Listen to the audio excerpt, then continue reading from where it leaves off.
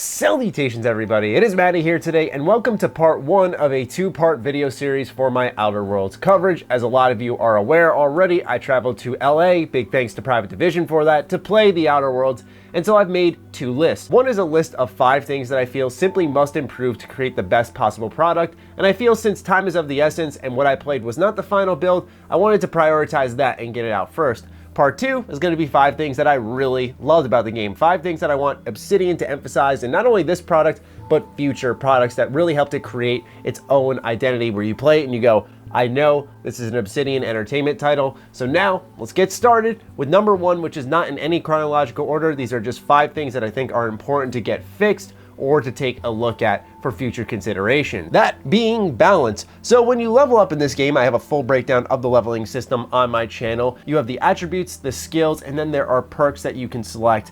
And I feel that some of the perks are lacking balance, especially when you go into certain builds. And part of the fun for a lot of RPGs is reaching that god tier mode, but there's something a little off in my opinion about certain perks. Like for example, you get 15% of your health back per kill, and then if you're a melee build, for every attack you land, you get 15% additional health back on top of that. So if you're a two-handed melee user, you're constantly going to be soaking up the blood of your enemies and you'll never die. Now, this doesn't mean that on Supernova, things will be easy. I watched my boy Juicehead play on Supernova a little bit and it looked really tough. So it's not like you're just gonna waltz in there and be OP easily, but this is something that I think should be considered and should have a deeper look, because I was playing the game, I instantly got the 15% extra health per kill perk, and all the other YouTubers and press outlets that I spoke to also grabbed this perk, which I think signifies that we have something that's not just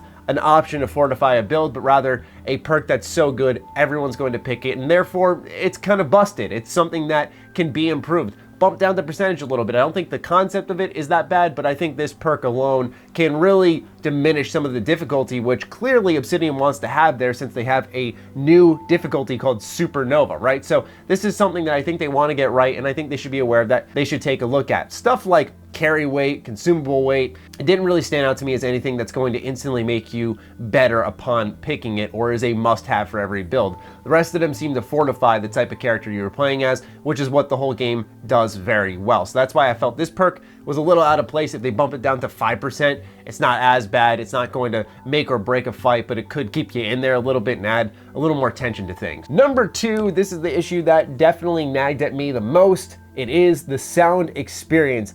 In this game, when it comes to voices around the town, the ambient music just isn't loud enough, and that's something that you really expect in an Obsidian title. And this is with all my audio settings maxed out. I was really surprised by this, mind you, because Obsidian does some great world building, and while in Fallout New Vegas, we'll say when you're walking around, yeah, it's usually a pretty mute experience outside of some of the older Fallout tracks playing on repeat based off what town or civilization you are in. But in the Outer Worlds, it was very mute, and there wasn't that strong audio experience. Like for example, as I'm slowly walking up to a bar, you hear noises picking up of folks laughing and cheering and yelling. It's like you cross into the doorway and then the sound turns on. It feels very janky. It doesn't feel seamless. It doesn't feel very this generation. It feels previous generation, which I don't think is good. Feels like you're playing what would be an incomplete build. And while I would sit here and go, oh, well, they told me we're not playing the final build, so what's there to worry about? And that could be applied to anything I simply want to have improve, but I find it strange that the one omission there when there was complete voice work in the entire experience was music. I mean, there wasn't combat music, there wasn't exploration music. It was really strange, and some may not think it's a big deal, but when you're there walking around, sometimes it can build up the tension, but silence is most effective when there is also sound occurring. And by that, I mean that, okay, you'll have the music here and there, and then when you bring in the silence, it becomes all the more effective given the moment that it's happening in the game. Number 3, inventory management. Now, this is something that I am a big stickler on. I thank Divinity Original Sin, the first entry for this one, because that created my obsession with good inventory management in games.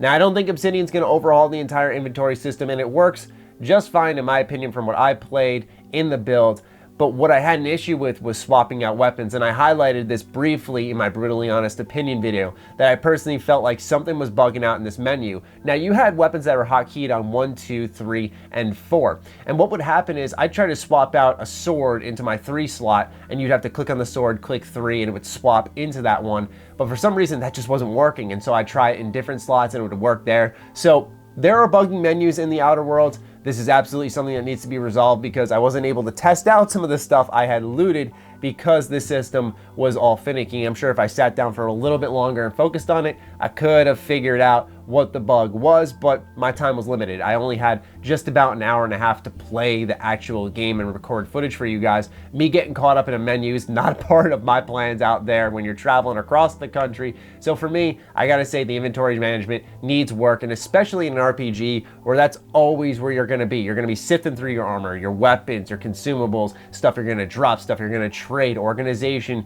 is the name of the game. They always gotta get that right. So Obsidian, do work on the inventory management system just a little bit, more so the HUD when it comes to swapping out weapons and comparing them can be a little archaic, so to say. Number 4 is the companion cutscenes that play for abilities. This is just a minor quality of life change that can go such a long way. So when you trigger different abilities for your companions, the one I saw were Nyoka's laser turret or Parvati's giant hammer slam, is that it always focuses on the companion, gives them a slow motion cutscene, and it tries to add this cinematic feel. Now, once again, to emphasize, I played for an hour and a half, which is a solid amount of time, but nearing the end of that hour and a half, I could already feel the cutscenes sort of waning on me. I was like, all right, I don't need a cutscene every time. Now, if it's a critical hit and they do that, then the game's telling me, hey, this cool thing's happening because it's a critical hit, and that would work much better than every single time you pull an ability.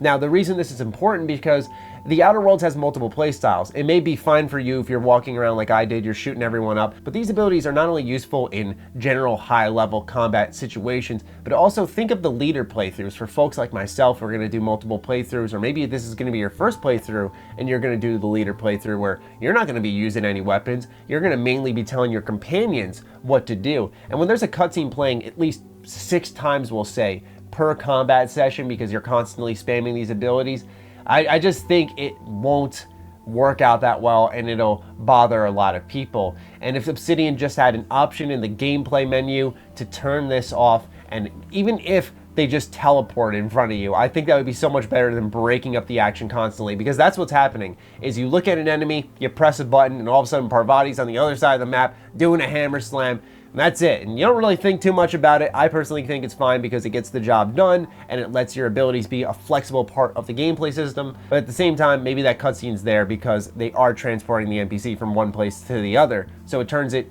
sort of into this little hot fix for the mechanic. Still, something I would like to see improved upon. Number 5 on the list, our final entry, is mob enemy variety. Now, when I was walking around my time on Monarch, I encountered 3 enemy types. 2 were the most notable ones I'll be talking about, which are Marauders or Mantiqueens. Now, what I noticed was a little bit of a Fallout 4 enemy build going on here. By that I mean you'd have, for example, your Raiders, and you have your Legendary Raiders, and you have your Super Legendary Raiders, right? And in this game, you've got the Mantiqueen, the Mega Mantiqueen, the Marauder Captain, right? What I'm saying is that pretty much these enemies started to repeat so often in this region of the game. And now, since the Outer Worlds isn't the biggest title, both between environmentals, world space, as well as length in game, I think that mob enemy variety is really important considering that combat's such a big part of the game. I don't think it's the focal point. I think dialogue and conversations are, which is one of the best parts of the game, so they got that right. But if combat's going to be a focus, then you need to have enemies to spice it up a little bit and attack you in different ways, and that every corner you turn is not just another group of Mantiqueens, right? That becomes a little frustrating. So personally, I think this game could benefit from a couple of additional enemies that could spice things up. And the reason I say that is because I was at some abandoned outpost, I found a bunch of Mantiqueens, I killed them, I looted the area, I left, I went into a cave nearby, and I found another group of Mantiqueens, and then I left and there were more Mantiqueens. So there's a lot of the same enemy there. Is it a deal breaker? Absolutely not. None of these are deal breakers. What, little HUD issue, some sound that can be tweaked, The balance of perks may or may not be a severe one. None of these are make or breaks, but overall combined, if these were amended for, they could improve the experience drastically. Balance wouldn't be a big worry, sound would drastically improve, combat would be better, I think that inventory management would be better. All these combined and fixed could make the Outer Worlds go from an 8 to a 9 for a lot of people. So these are just the things I wanted to put out there for Obsidian. Hopefully they find them useful. Hopefully you guys are now aware of these issues. You know what you're getting into if you're considering purchasing this product, whether it's through the Game Pass, you're just buying the game, maybe you're waiting for the Switch version, maybe you're waiting for the Steam release, you're getting it for some reason on the Epic Game Store, whichever way you want to go.